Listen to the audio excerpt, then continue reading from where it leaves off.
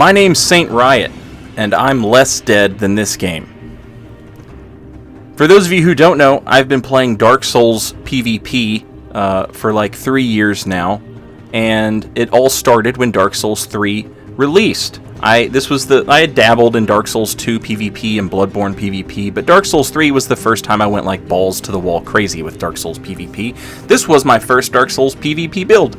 This is at meta level, which is soul level 120 or 125. This is a quality build, which means you're going to have split strength and dexterity, kind of equal. I've got 35 strength, 40 dex. Some people would go 40 strength, 40 dex. Some people would go 27 strength, 40 dex, because when you two-hand your weapon in Dark Souls 3, you get a 1.5 strength modifier, which means your strength is multiplied by 1.5. So 27 strength basically becomes 40 strength. All well and good. This was the build to run 3 years ago. And 3 years ago, you could get invasions anywhere in this game. And everybody ran this build, basically. And then they complained that sorceries weren't good. And you can see I've got refined weapons because that is the chosen infusion type, I guess, that used to really be great for refined weapons. Nowadays, I think you can actually kind of split it between refined or sharp, and each weapon might, respond better sharp or refined. This is the Karthus Curved Sword. The Karthus Curved Sword used to be an absolute beast. As you can see, refined, it's got C and C scaling, which is, not bad. This thing it used to be about as fast as the Pontiff Knight Curved Sword is now. It did more damage, and it was much longer. This thing was an absolute beast, but it could be even more beastlier. Please join me on Dark Souls 3 PvP history. Yeah, this thing used to be an absolute beast, but if we go over here to Andre, What needs smithing this day? we can talk to him and we can say, hey man, would you infuse this weapon for me and make it hollow, and then I will show you the true 2016 meta. As you can see, quality, again, this has C and C, which is, average, not bad. Strength and dex. And it was fast as hell. It was just a good weapon. And if we go to hollow, I don't have hollow because I don't have the coal. And I don't have the coal to give him. Pretty be careful. Just give me the ember. Why do your fucking babies faced weird ass? Why do any of you even care? Get fucked. Get fucked. That's mine. Please! So if we slap the Holo Infusion on this thing with a Holo Gem, you can see the scaling doesn't change too dramatically. It's still D strength, C dex, but also it now scales with luck. So if instead of having, 40-40, we had 30 dexterity, 30 strength, and 30 luck, this thing would be doing even more damage. And you'll also notice that it has a bleed additional effect, an auxiliary, quote, I'm doing air quotes, you can't, there's no fucking, so you would see that it's got 30 bleed. Now, if we are a hollow build, if we've got luck, then we proc bleed more quickly. So this thing was an absolute beast. It would proc bleed real quick, and it did a lot of damage. It was absolutely wild. So Mr. Scott Jund, aka Damn No HTML on YouTube, for those of you who came to the party late, he used to run around with his Karthus Curved Sword on his hollow quality build in the arena, and he talked about all the different weapons in Dark Souls 3 and duels and stuff. And he made very informative videos, and he made very entertaining videos. But again, most of his stuff was about duels, which never really resonated with me because I liked invasions. And coming from Dark Souls 2, I feel like, my opinion, Damn No HTML talked a lot about how elemental infusions were kind of subpar. And he talked a lot about how a lot of different weapons were subpar. And a lot of his viewers would say, yes, this weapon is subpar, I wish they would buff it. Me, coming from invasions, I was fine with them never buffing certain weapons because in an invasion, that weapon was strong because it had friends with it. So yeah, I didn't want to see all these weapons get buffed, and sorceries. If you've ever done an invasion and gotten hit with a crystal soul spear while you were fighting someone else, oh shit, sorcery's really strong.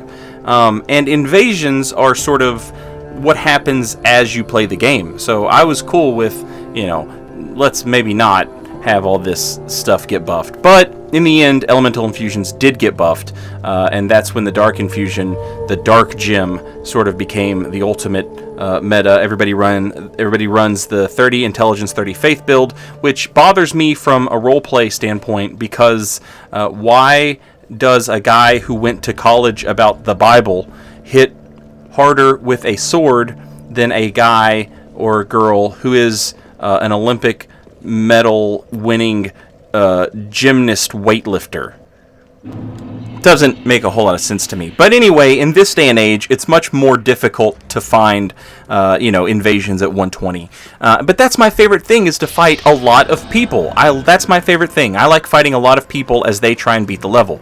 That doesn't happen so much anymore. So what I have started doing, is I will use a dried finger and I will run through a Covenant area and I will fight all the invaders. But this drives me crazy. There's this very fine line. There's this distinction here.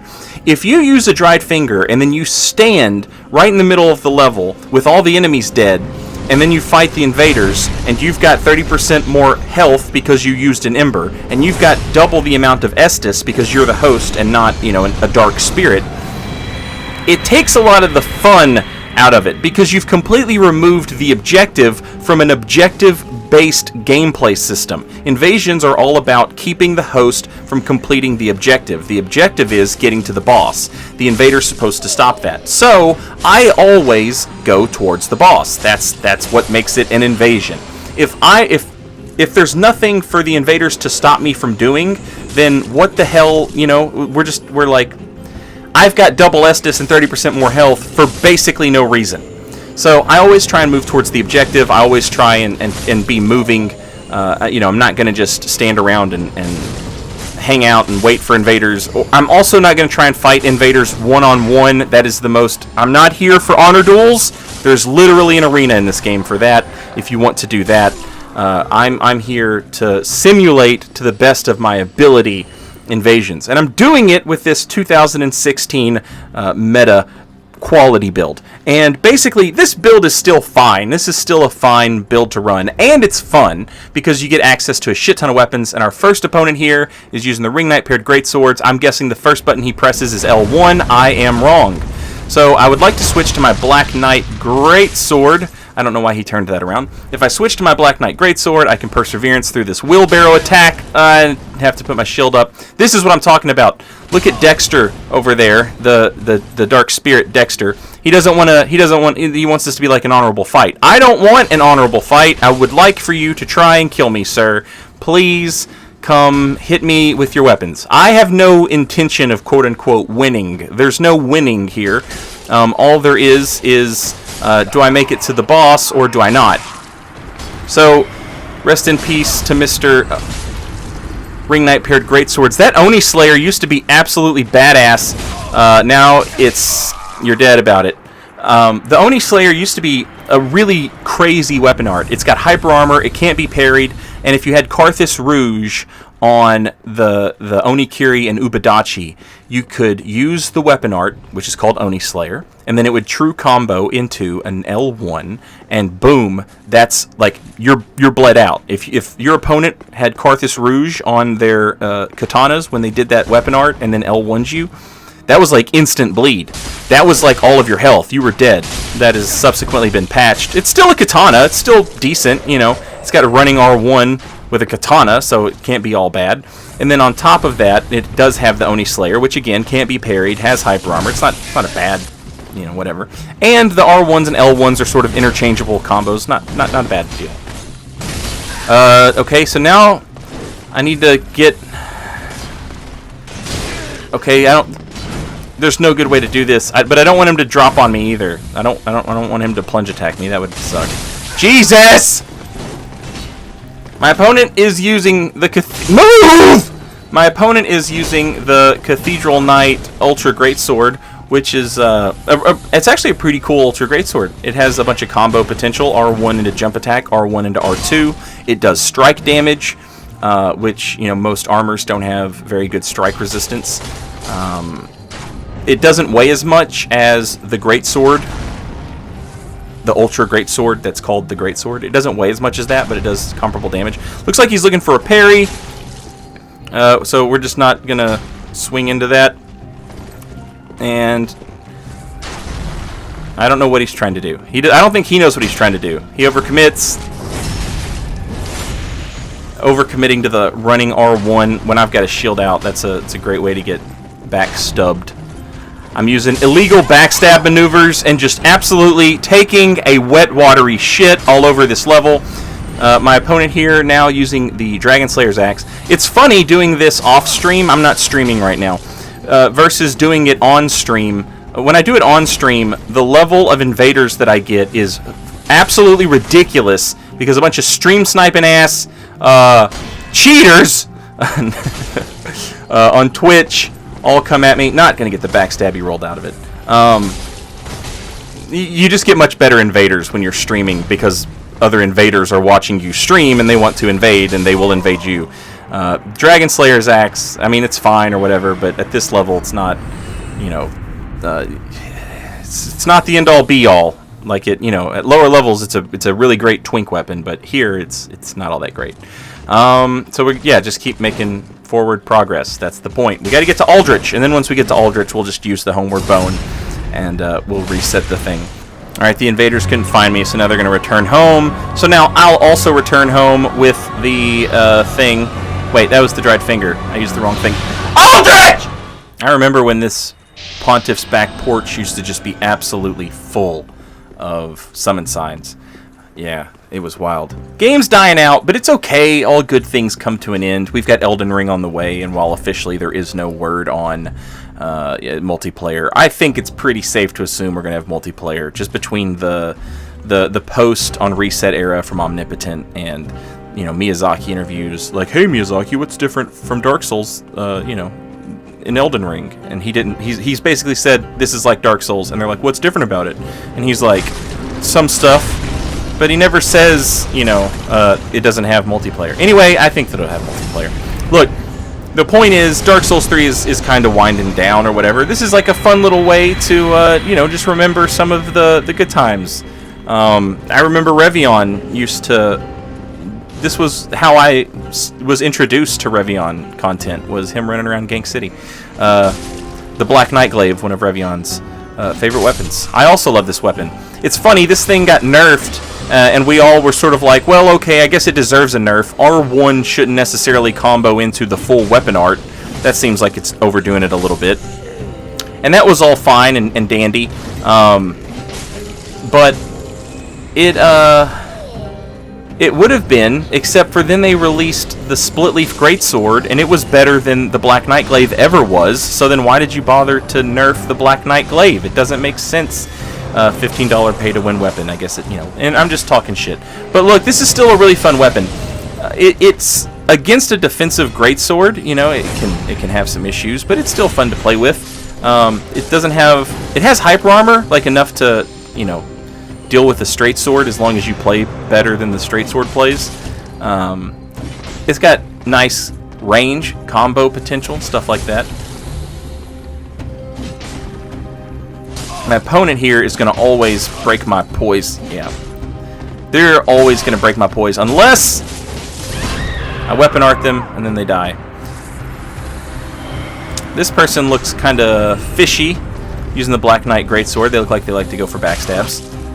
That was nice, Cestus. Okay. Well, they certainly know what they're doing. I'm not going to say that they're necessarily fishy, but I mean, they know how to play the game, obviously. Please stop! Just a bunch of poor rolls. And again, if I was invading, I'd be dead right now. You know, like I've got 30% of my health is from that Ember. I'm going to heal because I don't believe in honor, and neither should you. Went for the parry there, saw that coming. And he's going to get backstabbed right here because he rolled in on me and then didn't get away from me fast enough. And, oh, perseverance into heal. That's very smart. Yeah, this player knows what's up. They know what they're doing. And they basically have already beat me. You know, they got my health down below 30%. 30% of my health is an Ember. They've basically, you know, if this was an arena fight, they would have already won. Hello, please fight. I'm not here for duels. I'm here for invasions. I would like for you to fight me as well. Alright, so the invader goes for a backstab only when my back is turned. I don't consider that backstab fishing. But to me, like, I consider backstab fishing. I know a lot of people hear backstab fishing and they're like, oh, I immediately hate it. I don't hate it unless you're somebody who does it when I'm looking at something else! If there's no skill there, two-handed Lothric Knight Sword. Son, I didn't make that up, but I damn near perfected it. Don't come at me with that. And that is where the halberd shines. It can outpoise a straight sword, and it can hit you with that combo, and it's just absolutely devastating. GG's to my opponent. Again, don't kid yourself. If you're a host and you get invaded, and your invader gets you below 30% health, just know that you were dead. Just know that you were saved by your host bonus, your host advantage, your ember, your 30% extra health is what kept you alive. Don't kid yourself and think that you're good. That player absolutely wore my ass out with that Black Knight Sword. So speaking of Revion, another one of back in the day when Revion would do this, he was the Exile Greatsword was a weapon he used a lot. This is one that you actually still see. The heavy Exile or the dark infused Exile. It's a good weapon. It's just short, but it's still got that great running R1. It still does a bunch of damage on the R1s. The weapon art has a bunch of poise. It does a bunch of poise damage, so you can you don't want to make trades with an Ultra Greatsword, obviously. Please stop shooting me. Oh, look at this dude. The Undead Hunter Charm. That's actually, it's not a bad tactic. Oh, he escaped my true combo there because his poise frames were active. He was able to escape and get out of that true combo. Actually, looky there! It's another Exile. That one's not doing as much damage as mine. Look at that. Oh, God, he got me. Now, these two dudes don't have any friendly fire, so this is like the most like an invasion as you can... This is as close as it gets. I can't heal. I've got arrows shooting at me, and these two guys can't hit each other. So if they come in here and they press their advantage, they should absolutely... Please let me out! Let me out! Let me out! Good game. Well played. Yeah, so the Exile Greatsword, yeah, it's still a beast. I mean, I'm never going to touch it again because it just got me killed because it's an absolute trash weapon, and I you know what I mean? Like, I would have won. I deserved to live there, but I lost because this weapon is a piece of trash. But it's a piece of trash, to be fair, with a really good running R1. It does a lot of damage. It's got a good running R1. It does a lot of damage. It's got pretty good poise health. It does a good amount of poise damage. But I'm never going to use this piece of trash ever again. That's not true. I probably will. Anyway, I'm Saint Riot. This has been Dark Souls 3 PvP history. I'm not dead, so there's that. Until next time, later, y'all.